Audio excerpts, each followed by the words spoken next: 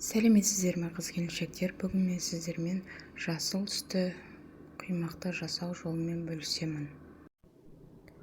Менің құймағым қалыңдау болды және де еркін мыжылады, оңай мыжылады, оңай жазылады.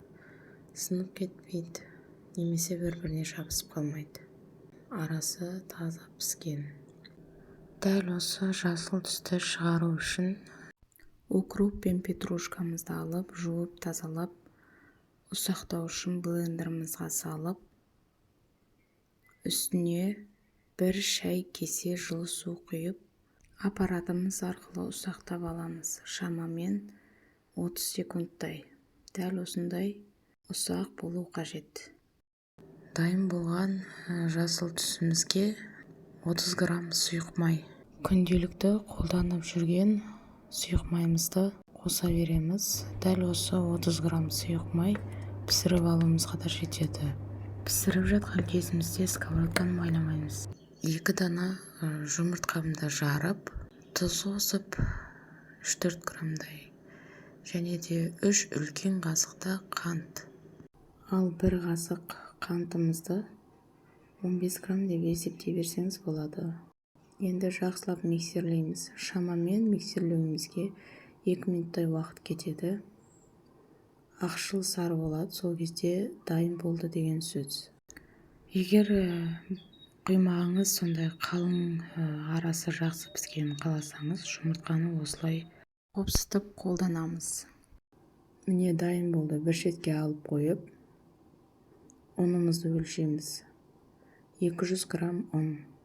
Кез келген ұн жарай береді. Мен 50 килолық және де бірінші сорттағы ұнды қолданып жатырмын. Қопсытқыш, разрыхтитель көп емес, 2 грамм ғана жетеді. Шамамен осындай ғана. Еліктен өткізіп, ұнымды және разрыхтителімді қосып, араластырып жатырмын.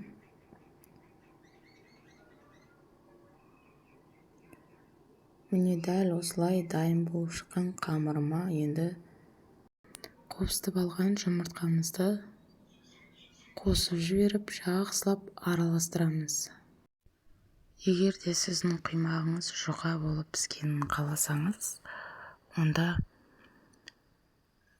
дәл осыған шай кесемен су немесе сүт қосып жүрсеңіз болады. Маған қалыңдау болып піскені ұнайды, сол себепті мен ештеңе қоспай пісіремін. Көріп тұрғандарыңыздай әп-әдемі жап-жасыл түс шықты. Дайын болған қамырымызды осылай баяу отта өз қалауыңызға қарай көлемін үлкейтсеңіз болады. Мен әдейілеп балалар үшін шағын қылып жасап жатырмын. Көріп тұрғандарыңыздай менің жасап алған қамырым қою. Және де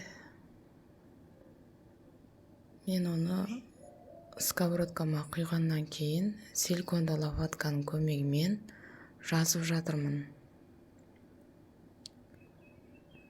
Сіз енді өз қалауыңызға қарай көлемін үлкен қылып жасай беріңіз. Қамырды ар жағына аудару қиын емес. Оп-оңай. Тіпті силиконды лопатка керек емес, ағаштан жасалған лопаткамен ар жағына аудара бересіз. Сковородкаңызға да ешқандай сұйық майды жағудың керегі жоқ. Сол өлшеп алған 30 грамм сұйық майымыз жетеді. Мен видеодағы әрбір сөзді қазақ тілінде сөйлеуге тырысамын. Қазақ аудиториясының ютубта дамығанын қалаймын.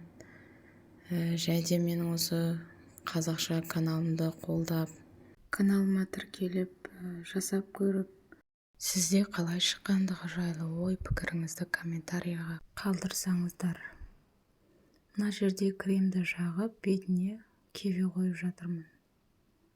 Менің видеомды көңіл бөліп қарағандарыңызға көп рахмет.